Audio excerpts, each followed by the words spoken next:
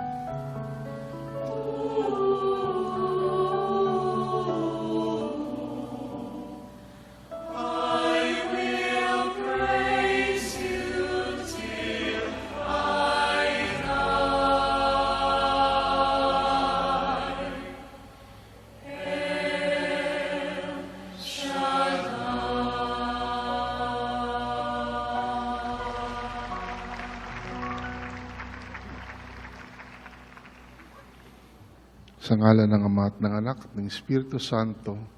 Amen. Banal na Diyos at dakilang Ama, Diyos na may likha ng langit at lupa, ng lahat ng bagay na nakikita at hindi nakikita, Diyos ni Abraham, Isaac at Jacob. Muli sa gabing ito at sa dakong ito, patuloy ka naming pinupuri at sinasamba sa Espiritu at katotohanan. Linuluwalhati at pinasasalamatan ka namin sa inyong kabutihan at katapatan at inihingi namin ng kapatawaran ang aming mga kasalanan. Abutin niyo po kami ng inyong mahabagin at mapagpalang kamay upang ang lahat ng mga may karamdaman at may sakit inyong ganap na pagalingin.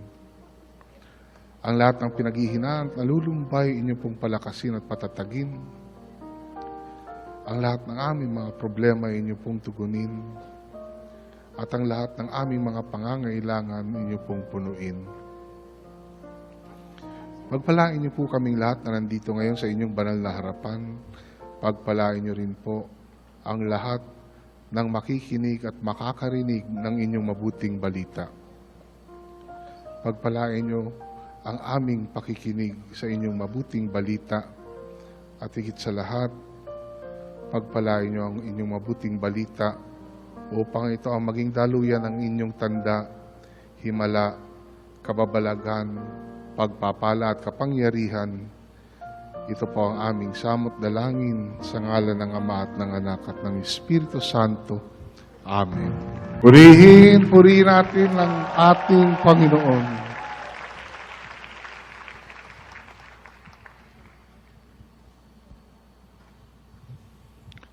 Brothers and sisters, tonight's healing message is taken from the Gospel of our Lord Jesus Christ, according to John chapter 8, verses 1 to 11.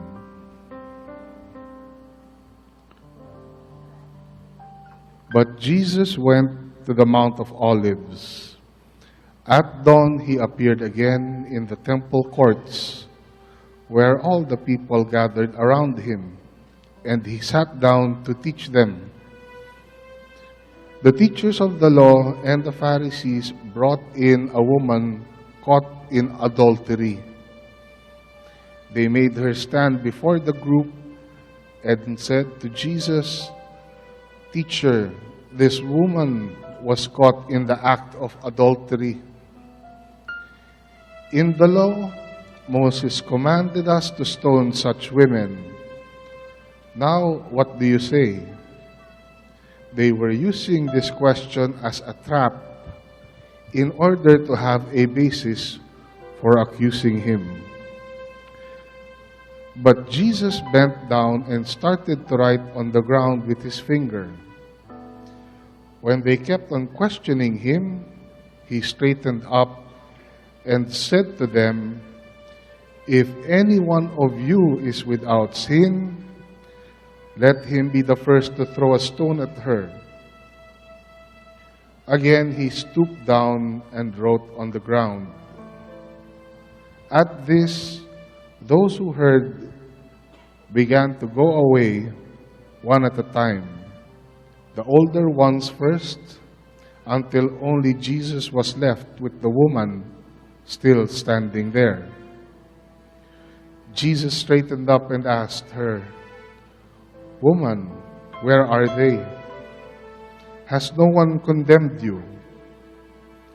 "No one, sir," she said. "Then neither do I condemn you," Jesus declared. "Go now and leave your life of sin." Glory to God, glory to Christ Jesus. At umuwi na ang bawat isa, ngunit si Jesus ay pumunta sa bundok ng mga Olibo. Kinaumagahay, nagbalik siya sa templo.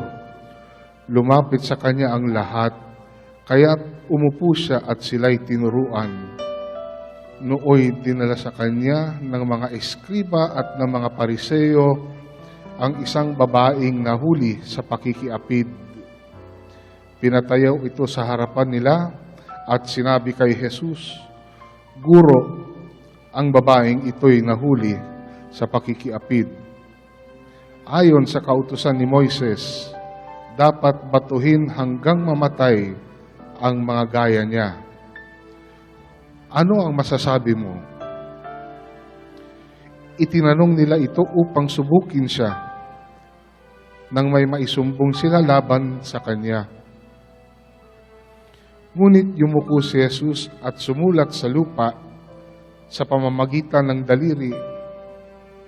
Ayaw nilang tigilan ng katatanong si Jesus, kaya't sila'y tiningnan niya at sinabi ang ganito, "Sino man sa inyo na walang kasalanan ang siyang maunang bumato sa kanya?"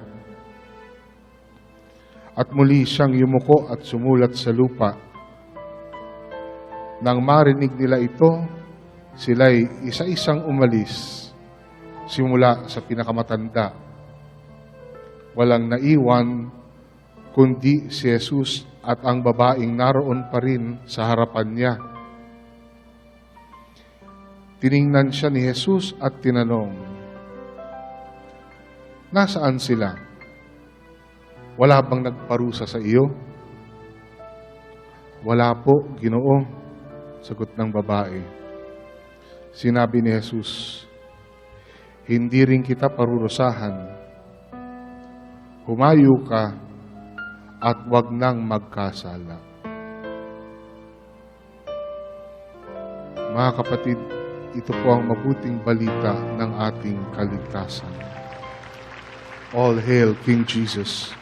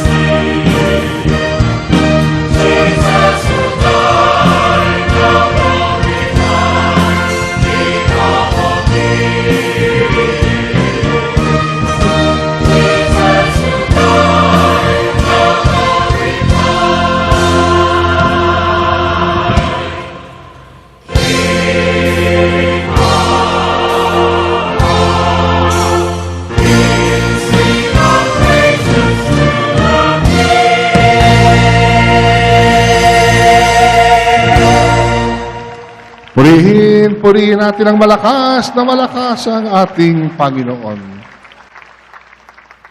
Kaya tuloy mga kapatid, naalala ko ang tungkol doon sa dalawang magkumaring nagkwekwentuhan. Kinakamusta nung isang babae yung kanyang kumare, "Mare, kamusta na kayo ng boyfriend mo?" Ang sabi naman niya, "Mare, going strong pa rin kami." Tapos biglang sinabi nung isang kumare, "Mare, concerned lang ako sa inyo. Kasal na ba kayo ng boyfriend mo?" "Hindi pa." "Mare, nahahalata ako ng buntis ka. Ba't hindi mo sabihin sa boyfriend mo na pakasalan ka na?" Ang sabi naman ng babae, ng isang babae, "Mare, ayaw ng pamilya niya eh." "Sino may ayaw? Yung nanay o yung tatay?" Ang sagot ng babae, "Mare, yung misis niya." Purihin natin ang Diyos, purihin natin ang ating Panginoon, at tawagin natin ang ating punong lingkod, si Brother Mike C. Velarde.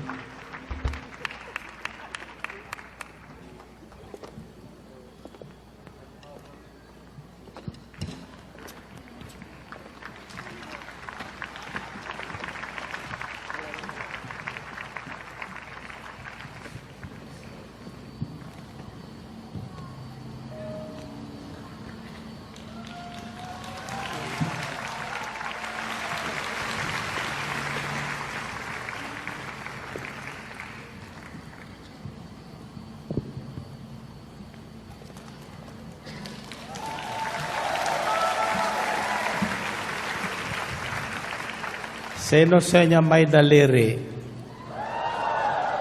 Daliri. Pakita nyo nga ang daliri nyo. Hindi ba putol yan? Ha? Anong gusto nyo gawin natin? Ha?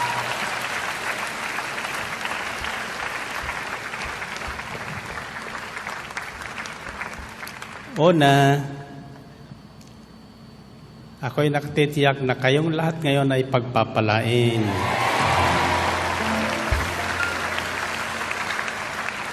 Nasa kamay nyo. Alam nyo kung bakit? Sapagkat for the first time, nandito kayo lahat sa harap.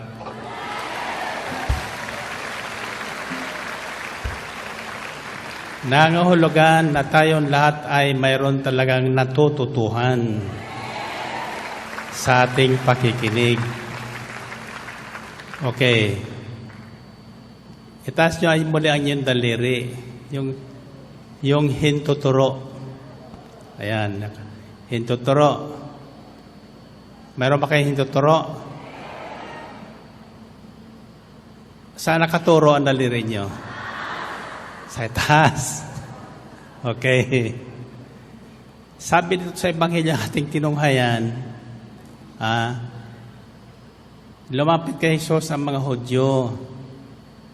May dalang isang babaeng nahuli sa pangangalo niya. At ang sabi niya, ayon sa batas ni Moses, kapag nahuli mo sa ganon, ano daw gagawin? Sabi dito, the teachers of the law and the Pharisees brought in a woman caught in adultery. They made her stand before the group and said to Jesus, Teacher, this woman was caught in the act of adultery. In the law, Moses commanded us to stone such women. Now, what do you say? They were using this question as a trap in order to have a basis for accusing him. But Jesus bent down and started to write on the ground with his finger. When they kept on questioning, he straightened up and said to them, If any one of you is without sin, let him be the first to throw a stone at her. Nasaan ang daliri nyo? Huwag niyo bababa. Nooy dinala sa kanya ang mga eskriba at namapresyo ang isang babaeng nahuli sa pakikiapid.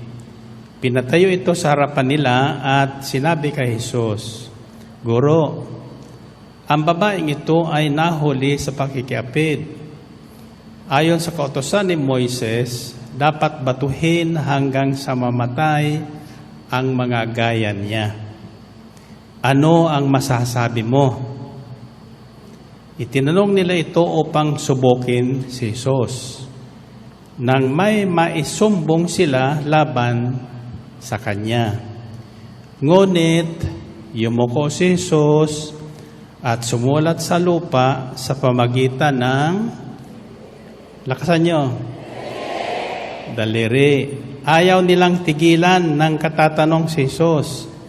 Kaya't sila'y tinignan niya at sinabi ang ganito, Sino man sa inyo ang walang kasalanan ang siyang maunang bumato sa kanya. At pagkatapos, yumuko uli si Jesus at nagsulat uli sa lupa. Unang tanong, ano ang isinulat ni Jesus sa lupa?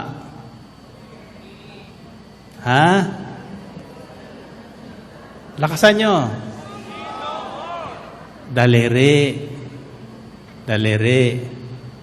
Sinabi na doon At sumulat siya sa lupa sa pamagitan ng kanyang daliri. Kung kayo ang susulat sa lupa, anong daliri ang gagamitin nyo? Hintuturo. So ngayon, ano sa tingin nyo ang isinulat talaga niya sa lupa?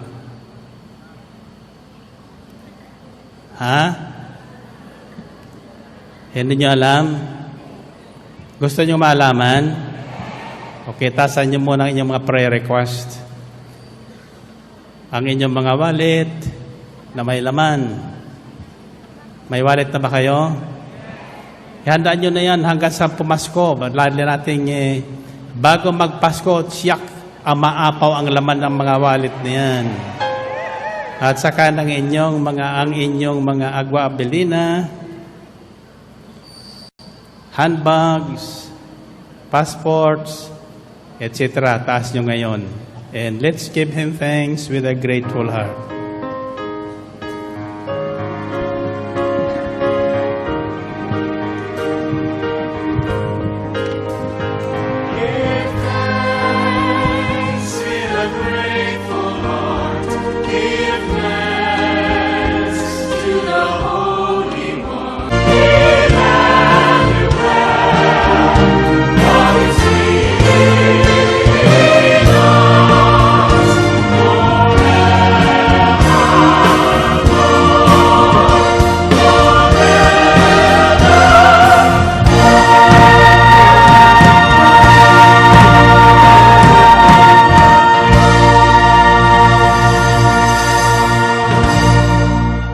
Okay, yakapin niyo ang inyong mga hawak kamay at sabihin niyo, Panginoon, salamat po sa inyong patuloy na pagtuturo sa amin.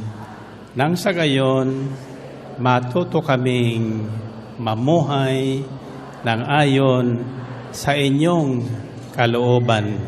Nang sa gayon, maiwasan namin ang mabibigat na dagok sa buhay. Sa ngalan ni Jesus, kami nananalig na mula ngayon, mawawala na ang pabigat sa aming mga dalahin. Amen ba? Purihin natin, Panginoon. Purihin ang Diyos. Okay. Baba mo na ang mga hawak kamay at balik sa itaas ang inyong kamay na nakaturo ang inyong tuturo sapagkat yan ang ating at pagninilayan ngayon. No?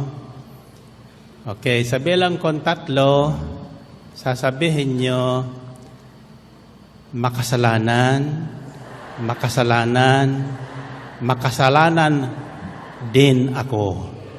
Ulitin nyo. 1, 2, 3. Purihin ang Panginoon. Okay. Now, this is the part of the series of our learning process in response to Jesus' invitation according to Matthew 11:28-29. We started from that to Tuesdays ago, which says, Jesus said, "Come to me, all you who are weary and burdened, and I will give you rest. Take my yoke upon you and learn from me, for I am gentle and humble in heart, and you will find rest for your souls." Okay, handa na kayo? Now, kung kayo po ay matandain, ano ang natatandaan nyo ngayon? Ngayon? Ha? Ano? Wala tayong kumustahan ngayon. Diba? Hindi nyo ba namimiss yun? Expect nyo kukumustahan kayo at sasagot naman kayo, o kaya tatanungin ko kayo kung kayo apo ni Noah o kung sino kayo, pero sinadya kong hindi gawin yun. Alam nyo kung bakit? Sapagkat ang aral natin ngayon ay pamamagatan nating the sound of silence. Hanggang sa matuyo ang lamay ko para lang tayo makarating sa paanan ng ating Panginoong Kristo. Para makilala natin kung sino si Jesus at kung sino tayo sa Kanya. Sapagkat maliban na makilala natin ganap ang Panginoong Kristo At matuto tayo sa Kanya, baka pagdating ng panahon, pagharap natin sa Kanya, sabihin niya, I never knew you. Hindi kita kilala. Sasabihin mo, Lord, isa ko na sumisigaw ng malakas ng amen. Pero, nandoon ka naman sa kabila, nandito na lahat, nandoon ka pa sa kanan. Bakit? Ang tigas ng ulo. Kaya sasabihin ng Panginoon, lumayo ka sa akin, hindi kita kilala. Ikaw na patuloy na gumawa ng masama at salungat sa aral na inyong naririnig.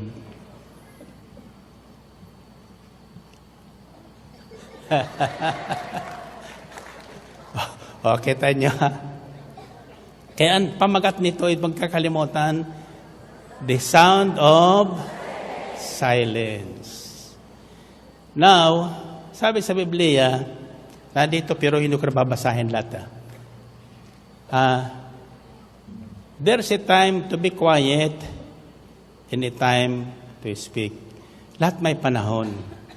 And the time to be quiet is when you are in the presence of your enemies. Lesson on quietness is para hindi ka malaman at hindi ka mahuli o hindi ka mahanapan ng butas ng iyong kaaway, sa harapan nila, huwag kang kikibo. Example, si Jesus. Diba? Noong nandun na sa kay Pilato, ano ang sabi ni Pilato? Totoo ba ang mga akusasyon ng mga Hudyong ito? Sumagot ba si Jesus? Hindi. Hindi siya umimik. Bakit? Sapagkat alam niyang yung tanong na yon ay para lang siya hulihin in the presence of his enemies. Sa harapan ng iyong makaaway, taga-usig, persecutor, prosecutor, whatever, tortor, huwag kang sasabad. Huwag kang sasagot sa mga tanong nila. Huwag kang makisabayan sa kanila. Kaya nagkakagulo ang pamilya, nagkakagulo ang tahanan sapagkat pagsigaw ng isa, sisigaw din isa. Pagturo ng isa, tuturo din. Ikaw din, ikaw din, ikaw din, ikaw din. Noon nga, noon. And keep quiet. Be quiet. Then, gulat sila. Ang sabi ni Pilato, hindi mo ba alam na pwede kitang pawalang sala? Sumagot ka. Hindi siya sumasagot. Bakit? Alam niyang kaawain lahat yun eh. Hinahanapan siya ng ebidensya laban sa kanya. Kung hindi ka magsasalita, walang pwedeng ibintang sa'yo. Walang pwedeng ibalik sa'yo. Pero kapag nagsalita ka at nagmura ka, siguradong mumurahin ka rin. Pagkatapos ng inyong pagmumurahan, wala nang bibili sa inyo. Murang-mura na kayong lahat. Wala na kayong halaga. Diba? Ayun pagkatapos, sinabi ni Pilato, totoo bang ikaw ang hari ng mga Hudyo? This time sumagot si Jesus. Anong sinagot niya? Kayo ang may sabi niyan. Hindi niya namin na siya hari, totoo yung sinasabi lang, siya nagsasabing hari siya ng mga Hudyo. Hindi naman sinasabi niya yun eh. Diba? Yung bintang lang sa kanya yun. So, kung sumagot siya nung una, siguradong may sabit. May sabit. Pero, ito na pagkakataon, this is the time to answer na. Binalik lang niya yung sinabi ni Pilato. Diba? Kayo ang may sabi niyan. Hindi ako. How can you accuse him? So, ano nangyari? Sino ang panalo doon? So, bakit naiwan yung babae? Bakit hindi umalis yung babae? Ha? Anong sagot? Bakit naiwan yung babae? Hindi sumabay doon sa mga nagbibintang sa kanya. Alam mo kung bakit naiwan? Come all you who are burdened and tired, and I'll give you rest. Bibigyan ko kayo ng kapahingahan. Kaya kayong mga nakikinig dyan sa tahanan na wala dito sa loob ng El Shaddai International House of Prayer, dito sa Ambel City, Parañaque City, Philippines, saan ba kayo naroroon? Ang problema mo talaga kung bakit ka heavily burden sapagkat ang dami mo nang itinuro ng iyong hintuturo. Si ganon, si ganon, si ganon, por si ganon. Ay paano si ikaw? Diba? So bago ka magturo, suriin muna ang sarili. Suriin ang sarili. Amen ba? Basta may sarasa nasusulat, huwag kang hahatol upang hindi kahatulan ng Diyos. Huwag kang magparusa upang hindi ka parusahan ng Diyos. Tatandaan mo lagi ito, kung anong ginawa mo sa iba, gagawin din sa iyo. Amen ba? Kung tumulong ka, tutulungan ka rin pagdating ng panahon. Amen? Malinaw ho ba? Okay. Sabihin nyo, Dr. Quiet. Lakasan nyo.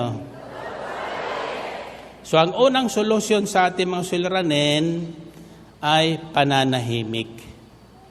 Pananahimik. Kung gusto nyong maging matagumpay, if you want to be happy and prosperous talaga, successful and prosperous, there is a verse in the Bible which refers to this message. Saan niyo masusumpungan yan? Joshua chapter 1 verse 8. Ang sabi doon, huwag niyong kaliligtaan basahin ang aklat na iyon, dili-dilihin niyo araw at gabi, nang sa gayon matupad niyo ang lahat ng nasusulat doon, sa gayon giginhawa ka at magtatagumpay. See? Do not let this book of the law depart from your mouth. Meditate on it day and night so that you will be able to carefully obey everything written therein. Then you will be successful and prosperous. Tasa ka ba nyo? How do you meditate? You keep on talking? No. You keep quiet. When I meditate, that's what I do. Kagaya kanina, ako, pinanonood ko sa television, sa monitor ko, yung gospel message. Ayaw ko kung bakit mula pa yung isang araw, hindi nila na ipiprinta doon sa monitor yung mensahe. Even yung gospel songs, ang instruction ko dyan, ihanda nyo na, isusulat nyo para nasusundan ng lahat ng taong ibig magsamba sa Diyos. You are not here to show anything. We are not here to perform anything. We are here to come together to worship God in songs and in meditations. But since most of the songs are new, hindi natin masyado matandaan, it's better na nandyan sa screen para nasusundan ng lahat. Ang tanong ko ng isang araw, bakit wala na sa screen? Nasira daw yung ginagamit. Bakit hindi nyo inayos? sapagkat hindi nyo pirang gastos dyan. See, hahantayin nyo pang magalit ako. Kaya kanina, tinanong ko, nung Sabado tinanong ko na yan, pag sira na lang. Yung LED natin, sira na rin. Alam nyo kung magkano ang halaga niyan? Dapat, pag kayo naglingkod, parang sa inyo. Alagaan nyo na parang sa inyo. Hindi para sa akin yan. Everything we do, we sing not for Brother Mike, not for anybody, but for God. We clap our hands not for Brother Mike, but for God. We say amen, not for Brother Mike, but for the Lord. Amen ba? Sabi sa Biblia, everything you do, para hindi kayo nabibigatan at hindi po kayo nahihirapan, do it unto the Lord. Alam mo kung bakit? Sapagkat ang ating Diyos ay marunong magbigay ng gantimpala. You will be rewarded for that. So, I have been quiet all these years sa ating gawain. But I give instructions. No? But there is a time to be angry. And I am angry today. Ha? Bakit? Sabado ko pa sinabi yan eh. Ayusin yan. Kung hindi nyo maayos, bumili kayo ng bago. Sinira nyo, bumili kayo ng bago. Palitan nyo. Kung hindi nyo magagampan ng tungkilin nyo, umalis na kayo. Huwag nyo na kung gagalitin. Kung hindi nyo alam, ba't kayo nandyan? Amen ba? Eh sasabihin nyo, volunteer lang ko. Ba't ka nagbo-volunteer? Amen ba? Na hindi mo pala magagampanan ng tama ang ano mo. Oh. Tapos na ako magalit. Diba? Hindi kasalanan na magalit. Wag mo lang hayaan na yung galit mo, ibulig ka sa pagkakasala. Kaya pag malapit na akong magkasala, ngingiti na ako. Amen ba? So, sabi ni Jesus, come, learn from me. Nagalit si Jesus, di ba? Nagalit isang araw. Nakita niya mga nagtitinda niya sa gawain. Sabi na, doon ka lang sa loob. Ginawa ko lang sila mga pwesto doon. Nagtitinda pa diyan sa labas. Ha? Kaya naparito tayo para sumamba. There's a time for everything. Kaya binibigyan ko ng 30 minutes to 1 hour after the Mass para magkaroon ng break. Yung naihi, umihi na. Yung nagugutom, kumain na. Yung nauuhaw, uminom na. Diba? Para pagpasok ng healing message, nakapwesto na lahat. Wala nang naglalakad. Ready na lahat makinig. Amen ba? Pag may nakatabi kang uneasy, ang tagal naman yun. Bulungan mo, dahan-dahan, sabi mo, umalis ka na. Makakahawa ka sa iba. And by the way, may nagsabi sa akin dyan na habang may gawain, may nagmamasahe dyan sa gawain. Nagmamasahe ng paa, nagmamasahe ng likod, nagmamasahe ng balikat. Hindi dito yan. Masahihan. No. Makinig ka ng healing message, gagaling ang paa mo. Amen ba? Gagaling ang balikat mo. Gagaling ang likod mo. At higit sa lahat, gagaling ang tainga mo. Amen ba? Purihin na ng Panginoon. Purihin ng Diyos. At sa kamay nyo, sa kamay nyo. Kayo ba'y nakikinig? Kayo ba'y naparito para matuto? Okay, tanungin ko kayo. Ngayon, anong natutuhan nyo? At this point of time, hindi. Pwede kang magalit. Pero hindi pwedeng buong oras kang galit. Tapos na yung gawain, puro kagalit. Anong mangyayari sa inyo? Uwi kayo magalit. Siguradong galit kayo pag uwi. Ano sa tingin niyo, may kredito ko doon? Wala. Kaya ako magalit, wala akong sinasabing pangalan. Alam na nila yung kung sino sila. Hindi kailangan pangalanan pa. Maliban manhid. Amen ba? Purihin natin ang Panginoon. Purihin ang Diyos. Taas ang kamay nyo. One of the lessons that Jesus would want us to know is to be concerned. Be concerned with the gawain. Be concerned with others. If you are concerned with others, you have to prepare. Galing sa malalayo yan Namasahe yan. Nauhaw yan.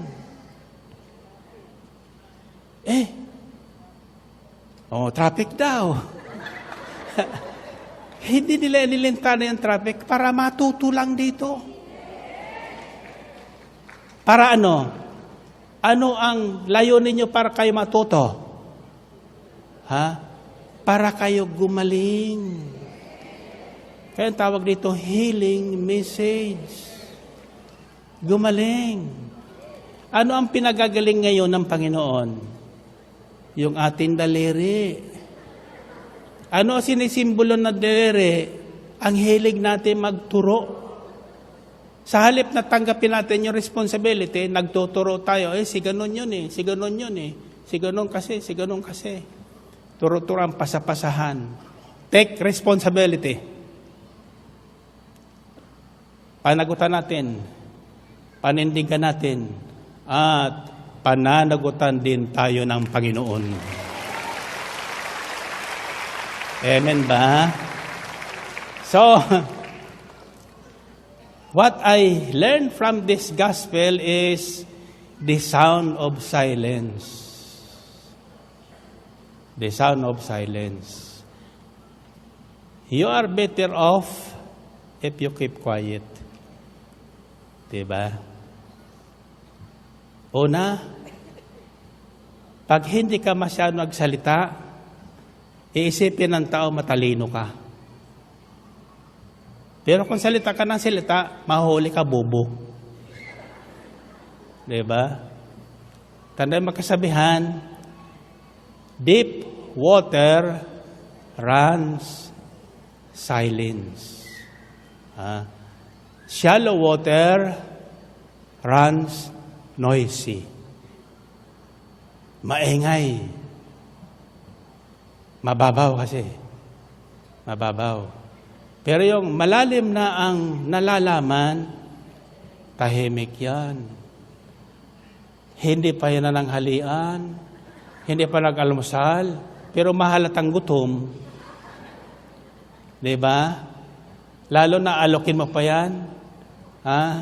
Brad, pandesal. Sasabihin yan, ay salamat, busog ako. Diba? Bakit gano'n ang sagot mo busog? Kasi yung hawak sa tinapay, hawak na hindi bibigay. Totoo hindi. Diba? Marami tayo matututuhan. Malalaman mo yung talagang gustong bigyan ka sa aksyon niya. Sa aksyon niya. Ako, pag ako kumakain, nagyayaya ko. Pag gusto kong may kasama ko, itong aking cook, hindi na ako kumikibo. Sir, may tatawagin ba ako? Hallelujah. Hindi ko kumikibo. Sir, may tatawagin ba ako? Nung pinatawag ko na, hindi tumatawag. Pinag-aaralan ko lang na tao sa paligid ko. Pinag-aaralan ko, mga disciple. Yan. Sabi ko, ito, pakaraan ng pagpasko, by the way, yung raffle regalo sa Pasko, kondo po yan dito sa Ambel. No? Ang raffle noong bunot natin yan sa Pasko na. Sa Pasko na. Yung may pananampalataya, nakakasama doon. Amen?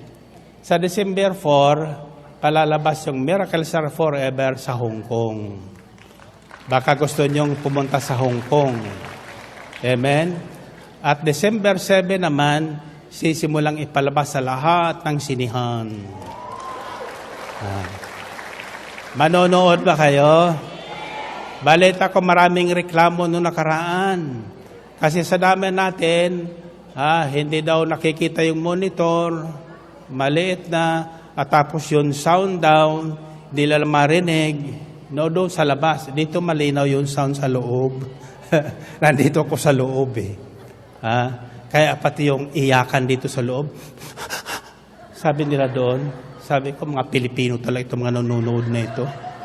Hallelujah. Ayun, anyway, palalabas yun doon sa ano. Then,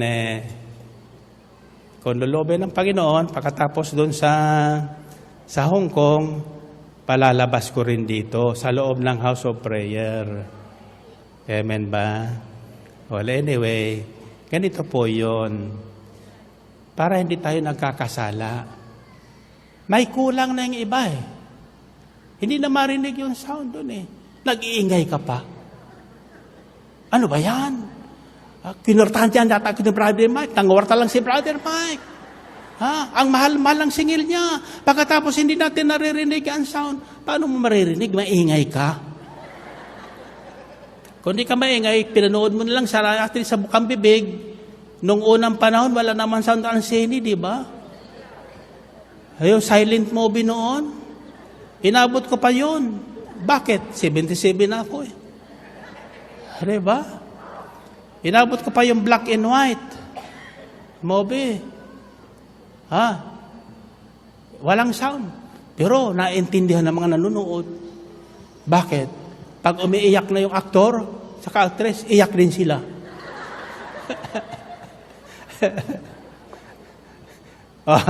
Diba? Tatanungin ko kayo ulit. Ano ang natutuhan nyo ngayon sa akin? Tahimik kayo kanina, diba? Naniwala kayong galit ako kanina? Sino ang naniwala galit ako kanina? Ay, nakikinig kayo talaga. Diba? Bihira ako magalit. Pero ang galit ko malalim. Kaya lang, ayaw ko magalit matagal. Papangit ako. Diba? Ano sila sinuswerte? Bakit ko papapagitin ang buhay ko dahil sa ginagawa ng ibang tao? Kung ayaw nila matuto, problema nila yun. Kung tanggalin ko sila, problema ko yun. Diba? Baka sabihin sa akin ng Panginoon, ikaw naman. Hindi ka marunong papasensya. Ay Lord, ang haba na ng pasensya ko. Ano sabi ko ng Panginoon, mas mahaba ang pasensya ko. Amen ba? Wala pa tayo sa katiting sa pasensya ng Panginoon. Ang isang meaning ng love ay ano? Patient. Pasyente. Pasyente. Kaya ang pag-ibig, tulad ng pasyente yan, inaalagaan, hinihipo-hipo, inaawitan, inaamo-amo. Ay may mga tao naman na hindi makasamo-amo, talagang kailangan hagupitin. Diba? Ay yung aking ginawa ngayon, hagupit na yun, ha? Hagupit na yun. Galit talaga yun. Pero tingnan nyo, in 3 minutes, I was able to smile. Amen ba? At kayo naman, na ako'y nagagalit, naninigas. Naninigas kayo. Sabi na, uy, galito na ko si Brother Mark. Ganyan pala magalit yan, pangit. Kaya nag-relax ako, narinig ko yung sabi doon. Sabi na, pangit si Brother Mike, oh, pangit. Hallelujah. Kaya, inayos ko yung mukha ko. Ayaw ko maghiwa-hiwalay tayong pangit ako, ano. At saka ayaw kong uwi kayong nakasimangot. Ang pangako ko sa Diyos, I will make you smile. I'll make you laugh. You know why? Ang isang taong may sakit at nakikinig ng mensahe ng salita ng Diyos, kapag ngumiti po yan, magaling na yan. Magaling na yan. Kaya dadalhin nyo dito yung mga may sakit nyo. Titingnan nyo. Sa umpisa, seryoso yan. Seryoso yan. Lalo kung naghugutom na. Pero mamaya sa pakikinig nila, sasabay na sa palakpak yan. Amen? Oh. Unang hakbang sa pagaling, palakpak. Palakpak. Tasa kamay nyo. Nung nagsimula palang gagawa nito, doon sa harap ng airport, sa may istasyon, ang unang tawag ko noon ng Thanksgiving Mass sa mga nakikinig sa DWXI, siguro mga 1,000 ang dumating. May dumating doon na isang attorney na kumang. Ang kanyang mga daliri, nakagano na, mananinigas na dahil sa arthritis. Nang imbestigahan ko na, sabi ko sa misis niya, bakit nagkaganyan ang kamay niyan? Sabi niya kasi, nung una, sinasampal ako niyan. Pinarusahan ng Diyos yan. Kaya kayo mga nananampal ng asawa, gusto niyo makumang? Utos ng Diyos, love your wives. Diba? Mahalin. Huwag sasampalin. Ay, pinapalakpak ko sila. Ako ang gustong gumaling, pumalakpak. Alam mo, bago nagtapos, nagulat siya. Diretso na kayo mga daliri. Sa kapapalakpak. See? Totoo po yan. Alam niyo kung sino yon? Si Brother Linus Bautista. Sumalangit nawa. Okay. Namatay na yun sa Amerika. Pumunta kasi ng Amerika, nawala dito sa gawain. Pumunta ng Amerika, siguro walang gawain na puntahan doon. Karamihan kasing gumagaling dito, lumalayo. Lumalayo na pag magaling na sila.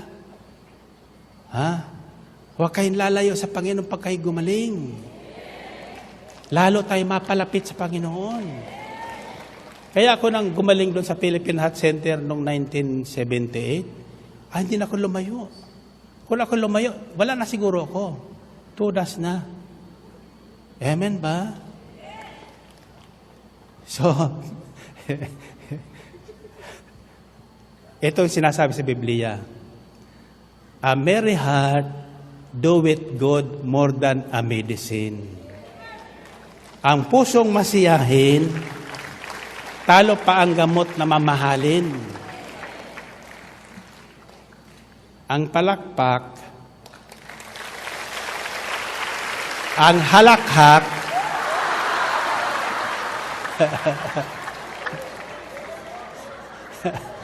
nakapagpapagaling yan. Amen ba? Hallelujah. Kaya ako naniniwalang, ngayong gabi, isa lang ang lesson natin.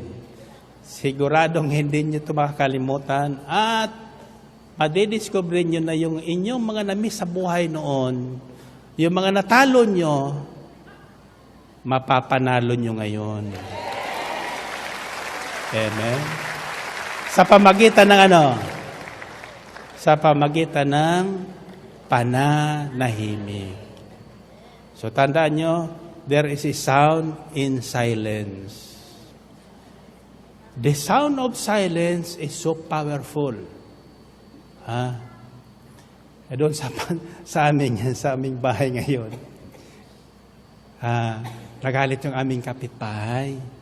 Nagsumbong kasi nandun yung aking mga manok na yung tandang. Ay 6 na yung mga tandang na tumitilaok. Alam niya, nag-uumpisa pala, 2:00 pala. Sa kanya, 2:00. Ako, 3:00. Nag-umpisa na 2:00 hanggang umaga. Sagutan pa naman yun. Sagutan. So ngayon, ako naman, hindi mahirap kausapin. Nagpaumain ako, sabi ko, alisin na yung mga tandang dalhin dito sa ambel. So naiwan lang doon yung mga inahin. Napuna ko naman nung wala yung mga tandang, tahimik. Wala nang pumuputak. Tahimik na doon. Parang malungkot sila. Kaya sabi ko, dalhin yung isa dito na tandang. Dinala doon yung isa. Wala. Nilalapitan na nung babae. Lumalayo naman. Nanibago siguro siya, Sabi ko, tira mo mga manok na ito. Anyway, pinakuha ko pa yung isang tandang. 2 na sila para may karibal. May challenge. Pag wala palang challenge, nagiging inutil. Ito na ngayon. Pagdating kako ng 5:00, sabi ko sa bantay, huhulihin nyo yung tandang, Itatali nyo doon sa garahe, sa malalim, sa basement. Para tumilaok man, hindi maririnig kapitbahay. Diba? Ay, kagabi, may narinig ko tilaok, napakalayo. Sabi ko, naku, baka lumipat ang kapitbahay yun. Hallelujah. Binuksan ni Sterbil yung pinto. Sabi niya, tininan doon sa CCTV. Mayroon kami CCTV kasi tinitinan ko yung mga kilos ng mga disciple na nada-duty doon sa manok. Isang hapon may nakita ko yung isang bantay kumuha ng banig. Banig. Yung box ba yun? Hila-hila. Sabi ko, ano kayang gagawin yan? Ng brother kong yan. Nilatag doon sa may garahe. Tapos humiga siya. Hallelujah. Yung mga manok lumipad na. Purihin natin ang Panginoon. Purihin ang Diyos. So namimiss ko yung tilaok ng manok. Hindi tuloy ko makatulog.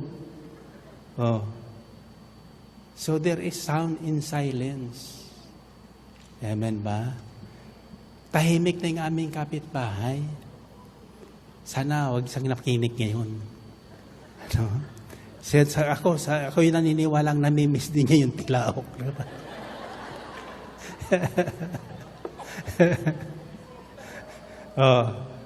Lesson. Lesson ngayon. Kay Jesus tayo mag-aral. Jesus did not only teach in parables or in words. He did some actions. Makuha ka sabi nga ng message ko, makuha ka sa tingin. May isang maliit na bata doon, talaga, sabi niya, pinagalitan isang araw. Tingnan mo mata ko, 5 na ang disiplina itong bata. 5 na. Kasama ko doon sa disiplina niya. Kaya pag nakikita ko ang mata niya, tahimik na ako. Eto ngayon, nahulog ng bata yung isang tasa, yung isang baso. Na, siyempre alam niya pagalitan siya. Nung makita niya si Sterbil, sabi ng bata, inunahan siya. Natawa na lang si Sterbil.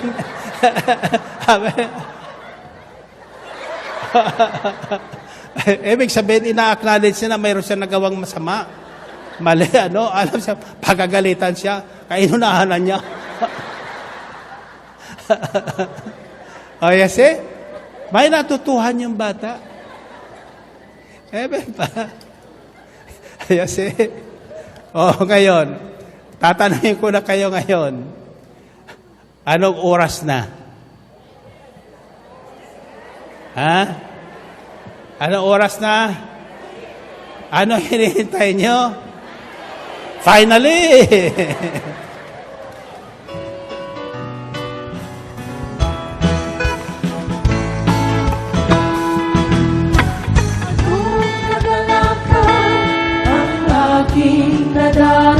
Sa tuwing ako'y nakikinig, Sa tuwing ako'y nakikinig ng banal na salita, nalaman kong susi na nalaman ko ang susi ng kaniyang mga himala. Sa gabay ng lingkod niya Sa gabay pinagpala, ng likod niya pinagpala.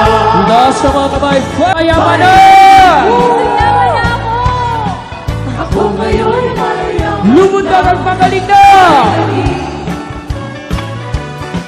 Ako ngayon ay magaling na. Finally, Sabay-sabay! yes, finally, Finally! finally. Kung ngayon, may bagong buhay. Ako ngayon may bagong buhay. Lumundag ang mga tinambana! Ako ngayon ay tigat na. Sumigaw ang mga tagumpay! Ako ngayon ay tagumpay. Finally, Sabay-sabay! yes, finally, Finally! finally, Sabay-sabay! yes, finally, Finally! finally, Sabay-sabay! yes, finally. Okay. Taas ang kamay nyo. Taas ang kamay nyo. Finally,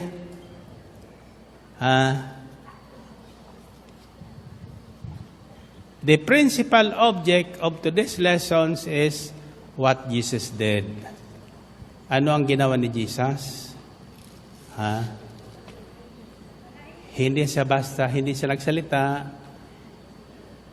Wala siyang sinabi. No? But action speaks than words. Louder than words. Diba? May kasabihan na ganon. Action speaks louder than words. Now, we have a power center in us. Lahat tayo ay binigyan ng Diyos ng kapangyarihan.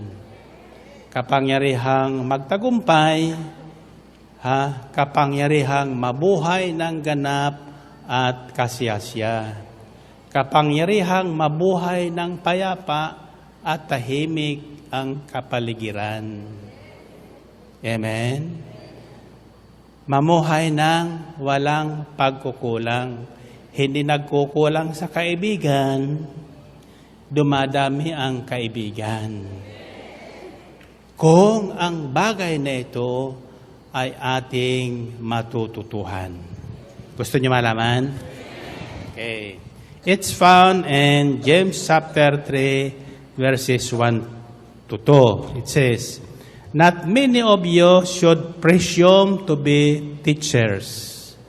Ang hilig nating magturo. Ang hilig nating mangaral. No? Ikaw kasi. Diba? Pero hindi tayo natututo. No? Not many of you should presume to be teachers, my brothers, because you know that we who teach will be judged more strictly. Ay, sino sa inyo mga guro? Pagdating ng panahon, kayo pala ang hahatulan ng triple. We all stumble in many ways. If anyone is never at fault in what he says, he is a perfect man, able to keep his whole body in check.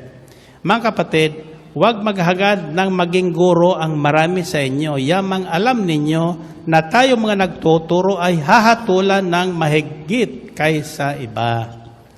Tayong lahat ay malimit magkamali. Sino sa inyo hindi nagkamali? Tayong lahat. Tayong lahat ay malimit magkamali. Ang sino mang hindi nagkakamali sa kanyang pananalita ay isang taong ganap at marunong magpigil sa sarili. Now, to summarize, The power to lose or to win is in us. Ang kapangyarihang manalo o matalo ay wala sa kalaban natin, nasa atin, nasa ating sasabihin. Kaya huwag ka basta-basta sasagot doon sa mga tanong na nagtatanong sa iyo. Huwag kang basta-basta babalik ng salita doon sa mga nanunuligsa o kaya namiminta sa iyo o kaya nagagalit sa iyo. Hold your tongue. Hold your tongue. Pigil ang dila. Tingnan nyo, tatahimik ang paligid. At saka, habang pinipigil ang dila, gumagana ang utak. Amen? Isip. Sasagot, hindi sasagot. Ano ang dapat isagot? Kung wala kang sasagot, huwag kang sumagot. Wala kami sasagot eh. Diba? Kung wala kang masasabi, huwag kang magsalita.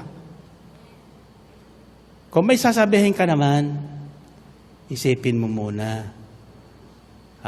Masasaktan ba siya o masasaktan ako? Kung masasaktan siya, masasaktan ka rin. Amen? Tatandaan nyo, ang salita ay parang balaraw daw yan. Magkabila ang talim. Magkabila ang tama. May tama sa nakikinig, may tama sa nagsasalita. Mas doble ang tama sa nagsasalita. Amen ba? For example, yung ginawa ko kanina, nagalit ako. Dapat magalit eh. Diba? Sa habang ako nagsasalita, anong ginawa nyo? Tahimik kayo.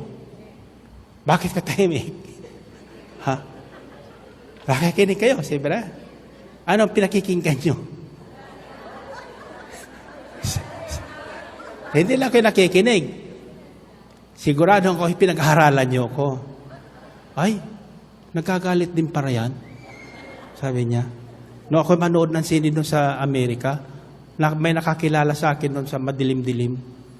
Sabi niya, kamukha ni Brother Mike yun. Sabi naman ni isa, anong gagawin naman dito? Hindi nanood ng sine yun. Nang waliwanag na, pagbaba ko, nakilala ko. Sabi ko na si Brother Mike, sabi ni isa, ay nanonood din pala ng sine yan. Hallelujah. Bakit siya nagtaka kung bakit ako nanonood? Kasi yung pinanood ko, Borlis.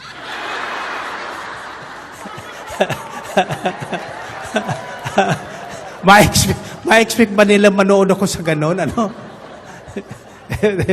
Kaya ako marami natututuhan sa buhay. Kasi pinapasok ko lahat yan. Amen ba? So Mari, matuto kayong manahimik. Huwag kayong salita ng salita. Pigilin ang dila. Kung di nyo mapigil ang dila nyo, kumuha kayo ng sili. Siling labuyo. Tirisin nyo doon. Diba? Tas ang kamay, tas ang kamay. Sabi nyo, Panginoon, ngayon, alam ko na ang dahilan ng mga bigatin na aking dinadala sa buhay. Nagsimula ito sa isang maliit na bagay, maliit sa tingin ko at aking winika. Yung pala ang dahilan ng aking suliranin ngayon. Salamat, Panginoon, at nalaman ko kung paano tatahimik ang aming sambahayan at ang aming kapaligiran. Sa akin magsisimula. Amen? Okay, find your partner. Find your partner. Sabi lang kung tatlo. Kinig kayo. Tumingin kayo dito. Kasi baka kung anong sabihin nyo. Pag sinabi ko 1 plus 1, ang gawin nyo? 3 palakpak. Sa pangatlo, wala kayong sasabihin, ituturo nyo yung kapartner nyo. Ayan, ituro mo ha. Ganyan. Wala kang sasabihin. Tandaan nyo, ang aral lang 10, the sound of silence. 1 plus 1.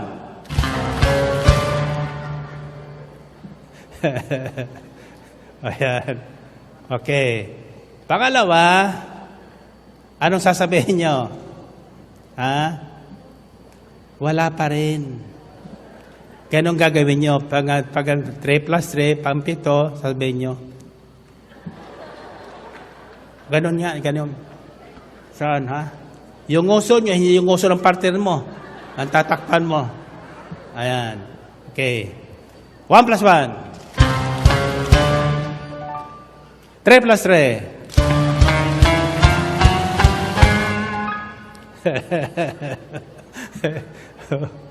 Patatandaan nyo yan, ha? Tatandaan nyo. Mga ginagawa natin yan, summary yan ng ating lesson. Amen? Ngayon, sa panghuli, ano ang gagawin nyo? Ha? Ano? Ang tao, tandaan nyo ito, dalawa ang ginagawa sa pagtuturo. No? Yung hintuturo at saka yung nguso. Pag may tinanong ka sa Bicol, saan yung bahay ni Brother Mike? Malayo pa ba? Sasabihin niyo. Pag nguso ang ginamit sa pagturo, malayo yun. Pero pag halere, malapit na yon. So sa bandang huli, sa pagdating sa huli, sa 7 plus 7, itong gagawin niya sa tapat nyo.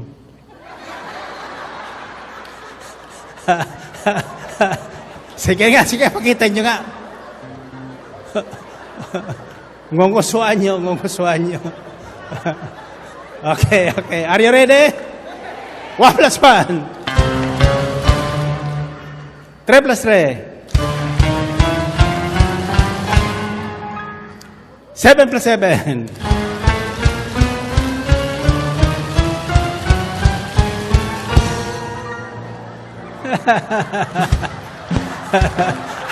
Taas ang kamay. Taas ang kamay. This time, pagtapong ko sa inyo, anong isisigaw nyo? Ha? Wala kayong sisigaw. Pero may sasaluhin kayo. Sa pagsalo nyo, walang sound na maririnig. Amen ba? Pagdating nyo sa bahay, yan ang gawin nyo. Pag pinagalitan kayo, ayan ang sagot. Ganyan. Amen ba? Okay. Para tayo natatandaan natin Pero ito, pag tinapong ko sa inyo, may himala ito. Amen ba? Hindi nyo alam pero alam ko na kung ano ang darating sa inyo. Amen ba? Are you ready?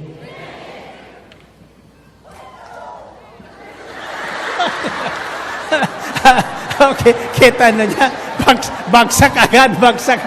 Kasi wala sila dito nung nagkala tayo. Galing siguro sa banyo yan Kasi ano gagawin nyo? Tahimik. Sasaluhin nyo lang. Walang sound. Amen ba? The sound of... Ulitin nyo.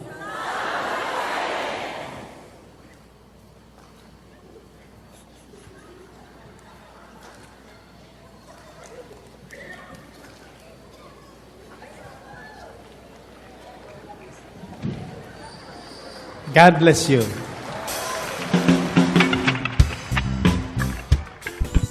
Glory to God. Ayan, praise God. Ayan, nagbabalik po muli tayo. Mapagpalang oras po, mga ka-pray partners, brother and sister in Christ. Ayan, ako po ulit si Sister Daisy. Ayan, kasi nagkakaroon po ng problem dito sa memory ko. Di ko alam kung bakit, pero ayan, try ko ngayon mag-comment po. Ayan, dito sa ating gawain. Ito po ay ang episode ng gawain noong September 3, 2016. Ayan, syempre ang ating punong lingkod, Brother Mike Zay Velarde, ang gwapong servant leader. Ayan, kumusta po kayo? Namiss ko po mag-comment dito sa ating channel. At syempre, ang gospel reading ay ang John 8 hanggang 1 to 11. Ito po ay yung babaeng nahuli na nangangaluya, or in English is adultery. So, nahuli siya in the act, sa aktong pangangaluya. And then, sinumbong nila kay Jesus Christ. So, ang kagandahan sa Panginoon, nung narinig niya na nahuli nila nangangaluya itong babaeng ito, hindi po siya tumutol, no? Sabi nila, sa kautosan ni Moises, dapat siyang batuhin hanggang mamatay. So, sige, pumayag ang Panginoong Hesus. Pero, sabi niya, kung sino ang walang kasalanan, siya ang unang bumato. O, diba? Natigilan silang lahat at hindi sila bumato. Isa-isa silang umalis at hindi sila bumato kahit isa. Sapagkat walang matuwid, no? Walang matuwid sa paningin ng Diyos. Ang Panginoon lamang ang matuwid. Ang Diyos lamang ang matuwid. Kaya, yan, napakaganda ng katwiran ng ating Panginoon. Talagang hindi mo kayang salungatin yung kanyang pangangatwiran. Amen po? Dito po, sa episode na itong gawain na to, ay ang ating punong lingkod ay nagalit. Kasi sabi nasira daw po yung letter, yung nagbabasa ng mga Bible verse na dapat nasa screen, di ba po? Ako din minsan na experience ko yan. Minsan walang ganoon yung mga letter. Kaya minsan parang hindi kumpleto kapag nakikinig tayo. Di ba nagalit po ang punong lingkod? Pero thank God, ayan, yan po yung trabaho ko ngayon. Nilalagyan ko po ng Bible verse, yung mga verse na wala sa screen. So, hindi ko po ina-expect na yan po ang magiging trabaho ko. And I'm so proud na napaglilingkuran ko po ang punong lingkod sa ganung paraan. Kahit playback na lang po ito. At least, pag pinanood nyo, makikita nyo po yung Bible verse, Tagalog, English. Ayan, tinatyaga ko po yan ilagay kasi gusto ko mabasa nyo ng maayos. Amen po. At ang title po ng video na to, ang episode na ito, ay ang The Sound of Silence. So, yun po yung nilagay ko sa healing message. Pero ang title po ay Pagpipigil sa Dila. Ayan. Kasi yun po yung nasa gospel na John 8, 1 to 11. So, dila, about sa tongue. Hold your tongue. So, pag nakita natin yan, maaalala natin na magpigil tayo sa ating sarili, magpigil sa dila. Ayan, napakasarap po. Pag nilayan, di ba po, ang salita ng Diyos. Ayan, mga pray partners, muli po tayong nag-anyaya. Dapat tuloy po tayong dumalo, makinig. Saan man po kayo naroroon, sa ating mga gawain, sa cellphone nyo, sa laptop nyo, wherever you are, keep listening, keep searching the word of the Lord. Amen po. Syempre, ang ating gawain ay sa Sukat Parañaque, Ambel City Grounds, every Tuesday and Saturday po yan. At syempre, ang Amor Solo Prayer Meeting natin ay every Monday, Wednesday, Thursday, and Friday sa 118 Amor Solo Building, Legazpi Street, Makati City, Philippines. Pagtibayin, palakasin po natin ang ating pananalig na galing sa itaas. Amen po. Ayan, maraming salamat ka-faith partners and stay blessed and see you sa next video.